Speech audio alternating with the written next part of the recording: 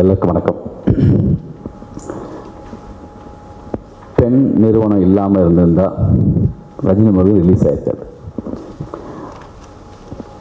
Angel காடா sir, Sajid, towel காடா அவங்க எனக்கு செஞ்ச உதவி நான் லைஃப்பில் மறக்க முடியாது. கண்டினியூவாக இப்போ எனக்காக அவங்க எப்பயுமே சப்போர்ட்டாக இருக்காங்க. அதுக்காக தான் இந்த விழாவில் நான் இருக்கேன்.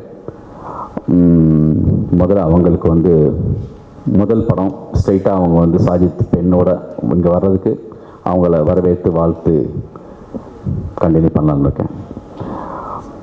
கோடி ராமகிருஷ்ணா சார் 138 படம், இப்போல்லாம் அது சாத்தியமானு தெரியல. பாலச்சந்திரன் சார் 100 படம், ராமநாராயணன் சார் ஒரு 100 படம், அப்படி இவ்வளோ பண்ணதுக்கு பிறகு இப்போது இதுக்கு முன்னாடி இந்த ஆடியோ ஃபங்க்ஷன் கர்நாடகாவில் நடந்தப்போ நான் போயிருந்தேன். அப்போ சொல்கிறாரு, சார் நல்ல கதை இருந்தால் கொடுங்க சார், நான் டைரக்ட் பண்ணலான்னு இருக்கேன்னு சொல்லி. எப்படி இவ்வளோ ஆர்வமாக இவ்வளோ இப்பயும் இப்படி இருக்க முடியுதுன்னு ஒரு ஆச்சரியமாக இருக்குது, பெரிய ஷாக்கிங்காகவும் இருக்குது. அவர் படங்கள் மேக்ஸிமம் படம் ஹிட்டுன்னு சொன்னாங்க, பேர்லேயே கோடின்னு வச்சுருக்காரு. அப்போ கலெக்ஷன் ஆகாமல் எப்படி இருக்கும்? அம்மன் அந்த படம் எனக்கு அம்மனும் அருந்ததியும் எனக்கு ரொம்ப பிடிக்கும். அம்மன் படத்தில் பர்டிகுலராக ஒரு படத்துடைய ஓப்பனிங் சீன்லேயே ஒரு 10வது நிமிஷத்துலேயே நான் சொல்லுவேன், எப்பயுமே உதாரணத்துக்கு ஒரு சில படங்களில் ஒரு சில சீன் நம்மளுக்கு ஒரு ரெஃபரன்ஸாக அது டிஸ்கஷனில் கதை பேசும்போது ஒரு சில சீன் எப்பயுமே பேசுவோம்.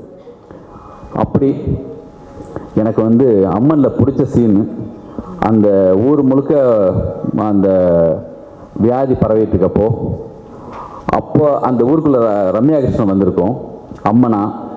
அப்போ ஒரு லேடி வீட்டுக்குள்ளே அவங்கள வர வச்சு உட்கார வச்சதுக்கு பிறகு தண்ணி எடுக்கிறதுக்காக ஏதோ போகிறப்போ, என் வீட்டு அது வரைக்கும் யார் பார்த்துக்குவா, நான் வர வரைக்கும் இருப்பே இல்லைங்கிறப்போ நான் இங்கே தான் இருப்பேன் போன்னு சொல்லி அனுப்பி வச்சப்போ போயிட்டு அவங்க ஏதோ மறந்துட்டு திரும்பி வரும்போது ஜன்னல் வழியாக பார்க்குறப்ப வந்திருக்கிறது அம்மன்னு தெரிஞ்ச உடனே நான் வர்ற வரைக்கும் இருப்பேன்னு அந்த வாக்கு கொடுத்தாங்க இல்லையா, அதுக்காக அந்த லேடி அந்த பொண்ணு போயிட்டு கிணத்துக்குள்ளே விழுந்ததெல்லாம் கூட விஷயம் இல்லை. நம்ம செத்துட்டா கண்டிப்பாக இருந்து தான் ஆகணுங்கிறதெல்லாம் ஓகே.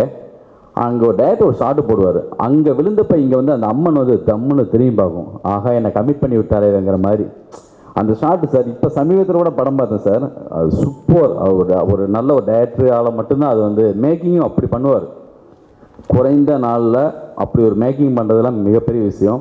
டெக்னிக்கலாக இப்போ நம்ம தமிழில் முதல் சங்கர் சாரை சொல்லுவோம், காதலில் ஆரம்பித்து அவர் சிஜி ஒர்க்கெல்லாம் எந்திரன் வரைக்கும் அப்படி ஒரு பண்ணுறாரு.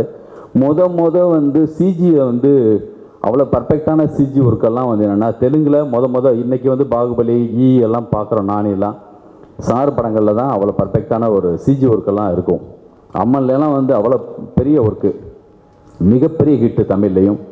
அதே மாதிரி சாஜித் அவர் ஒரு டைரக்டரு, வெறும் ப்ரொடியூசர் கிடையாது. இங்கே நடுவில் கொஞ்சம் பக்கத்தை காணும் அந்த படத்தை தெலுங்கில் அவர் தான் டைரக்ட் பண்ணார். அவர் ஒரு நல்ல டேஸ்டான நல்ல கதை கேட்கக்கூடிய தகுதி உள்ள ஒருத்தர். இப்படி ஒரு ஐடியாவே நல்லா இருக்குது. விஷ்ணுவர்த்தனை மறுபடியும் ஸ்க்ரீனில் அந்த கன்னடத்தில் இது ரொம்ப முக்கியமான அம்சம். இப்போ சூப்பர் சார் இப்படி ஒரு விஷயம் பண்ணால் எப்படி இருக்குங்கிற மாதிரி ஒரு அமிதாப் ஒரு சில ஹீரோஸை என்னென்னா அது திரும்பி பார்க்கணுன்னு ஆசைப்படுறப்போ மறுபடியும் அவங்கள எப்படியெல்லாம் பார்க்க மாட்டோமான்னு ஒரு ஏக்கம் இருக்கும்போது அவரை கண்டிப்பாக இந்த படம் மிகப்பெரிய தமிழ் தெலுங்கு எல்லா மொழியிலையுமே பெரிய ஹிட் ஆகும். ரப்பானா இந்த படத்துடைய சின்ன சின்ன காட்டினாங்க நம்ம சாஜித்து, எனக்கு ரொம்ப பிடிச்சிருக்கு இந்த படம். ராமநாராயணன் சாரை பற்றி சொல்லணுன்னா அவர் படத்தில் தண்ணி பாம்பு வந்தால் கூட அது படம் எடுக்கும், அவ்வளோ ராசி அவங்களுக்கு. அதனால் முரளி சார் கண்டினியூவாக நிறைய படங்கள் ரிலீஸ் பண்ணுறாங்க. இந்த படம் நிச்சயமாக எல்லாருக்கும் மிக முக்கியமான படமாக இருக்குன்னு நம்புகிறேன். மியூசிக் டைரக்டருக்கும் என்னுடைய வாழ்த்துக்கள் சார். நன்றி, வணக்கம், தேங்க்யூ.